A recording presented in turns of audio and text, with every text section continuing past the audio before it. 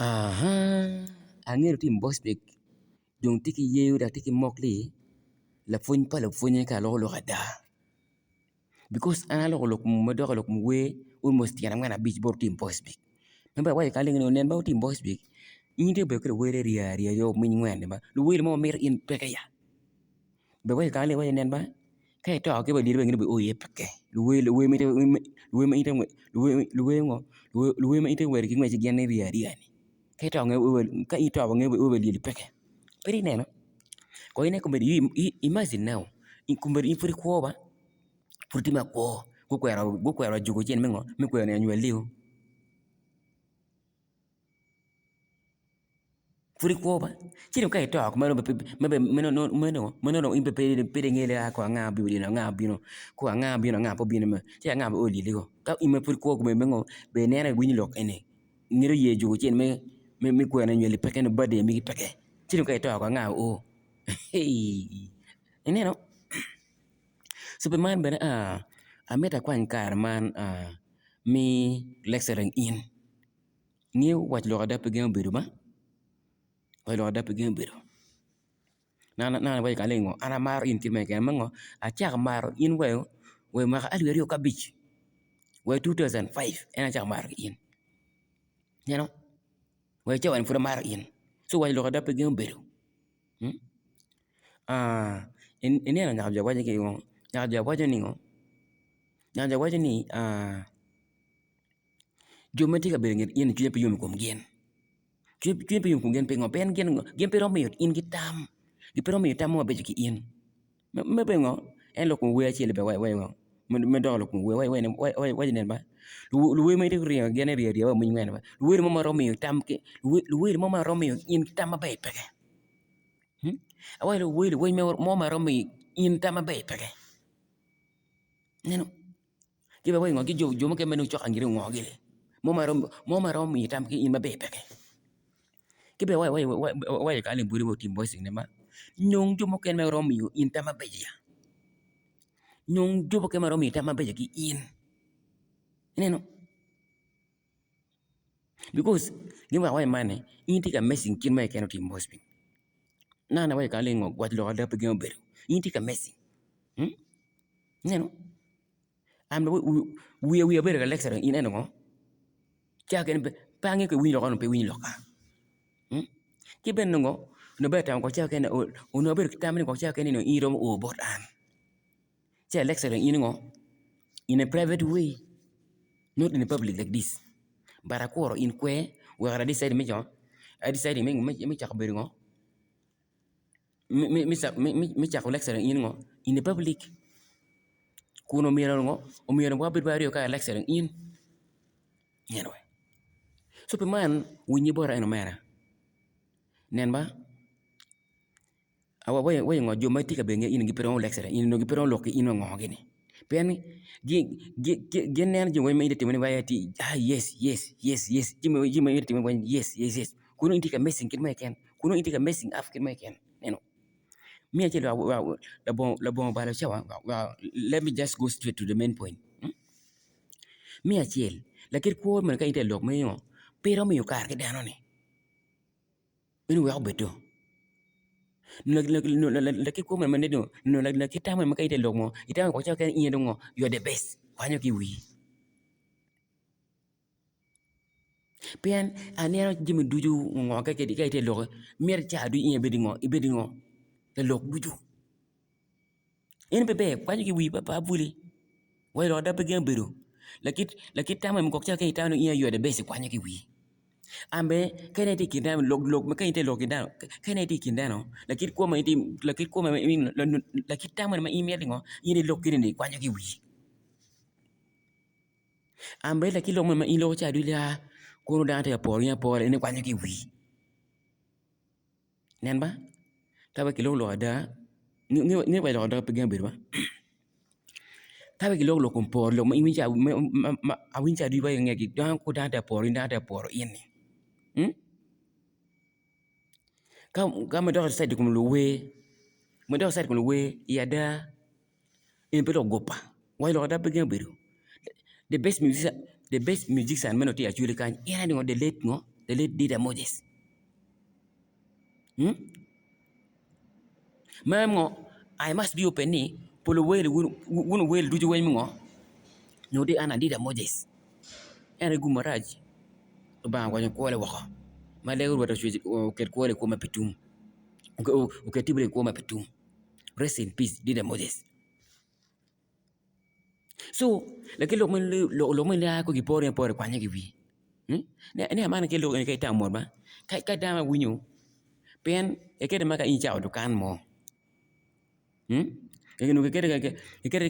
area mi senta mo ngi ciao dukan ci lu ciadi ende ana ciao dukan en wate per wate ka pe ngelo ko eni neno we gimo ngi por in bor in peke an we me te wele ini no we di me ti we we do ata ci lu ngo boy ci la bulo we di de mo jes eno tingo loy ci na chuli kenyu neno we so me bi na we ngo ci la tim rost le me ti we o mona ge tempo mona ge we ti we neno we si pe ngomong lagi tempro mo po po ya ini ngo ida por gen neno so le ke lo ke no ding wich ka boke neno ma pe per wara pa muy kwanyo ki wi neno kwanyo ki wi kidum mo ke ne ni ja ba lo ko iri lo we tim boss mi lakini kuma ma imara exposing vezing bebe lakini lo ma imara exposing lo jimi kana ngani pe fat ya amba we ne ba awa di be we ngo ka wi po honorable to don research we ni ngo we ni ba ling mo da in pe ngadu be ko ka ling mo neno man ko me di wi no tim boss mi lo ma iti bangan cha lo ma iber bangan cha ini ko ngo lo ma gok cha keno ko jo me era rem gite utiga for meeting nuka chwakene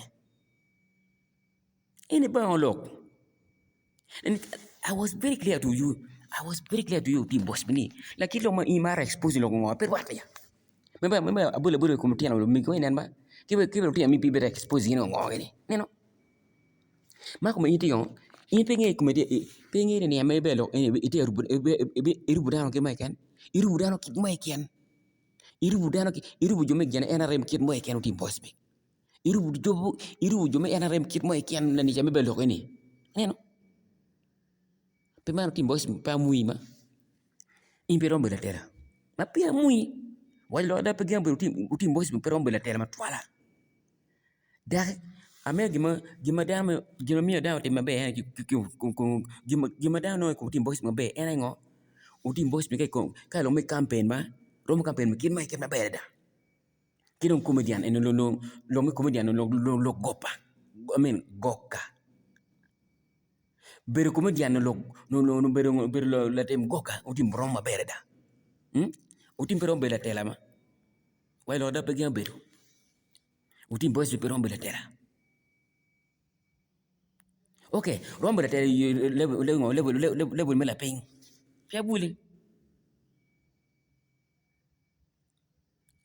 No kaya dua ini lo me campaign lo ini lo ki campaign ya jure kenyo I campaign ini lo ki campaign mau tim boss pedana ba pepe ien an ke lo me ngo ke lo comedian ke lo beru comedian no tim goga no tim goga en ba imo iti the best ke lo ba yer be ti ye gima tim timo be ba be gima tim boss tim ba be en ngo rom campaign pedana kin mai kan en beru the best kibene lo tim goka no beru comedian no tim be beru the best kibene yet be beru en ngo yet be en beru the best so jima deg mo ngo jima deg ma kwa en ngo jima deg ma kwa en tim beru tim boss beru the best nenwe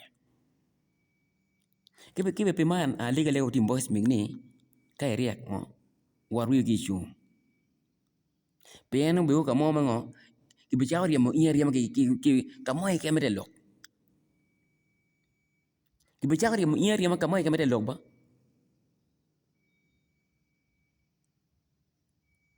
pia vuli wai lo da pegen beru kibe pe man ame wali buka aleng ba win lo ka en mabe o mak lo ka en mabe wun jo win lo ka win mabe ni o tim boys po be chuma twala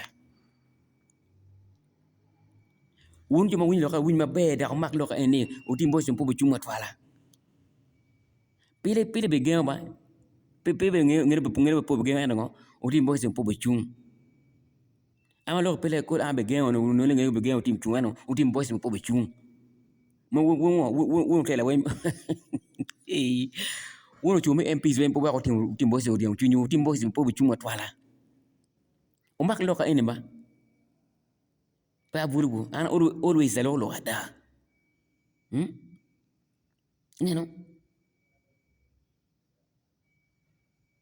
ke bena wa utim boys in pegre betimo kene ne pegre mo kene timo mane pero un poco lo que lo gopa que lo ada lo mo cha ke ngemo just o fu me ki yo me ja be ka biro in ya utim boys ko me dungo o dong mara ko mana be pero mo ngene ngemo ro just ro fu me lo romo creating lo ro fu me lo ki yo mo me cha ka confusing in ya utim boys ngo me dungo da mar utim boys ngo wapi in ber tela tena tir pe ngau tim boys ibe tela tena tir men ngo me kai ine a rotia ka ino de ka ine a rotia te koko kila tena pe ngi ba kai no de koko me kwa ngi mo wile gene mi kwa ngi biscuit no wile gimo ikere sing en belingo ina ber tim boys mi be tela tena tir ka bi vol me lo ta wa ine kom lo wapi anda ge ba mi tam iro tim boys mi da ge today is my last mi tam iro tim boys mi because engeo peko dia chiru tim boys me ime ke level me wele ikindano ujoke ndi level padante la mal but level me migi